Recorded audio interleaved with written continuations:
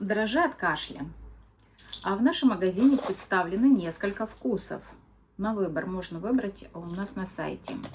Это стопроцентные натуральные компоненты, в состав которых входит вытяжка шалфея, экстракт эвкалипта, мяты и камфоры. Действуя вместе, эти компоненты обеззараживают и обладают антибактериальными свойствами. Принимают их как при стоматите, так и при заболеваниях лор. Как выглядят эти шарики? Закрытая упаковочка.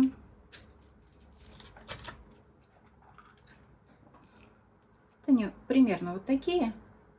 В зависимости от производителя могут выглядеть немножечко иначе. Смотрите.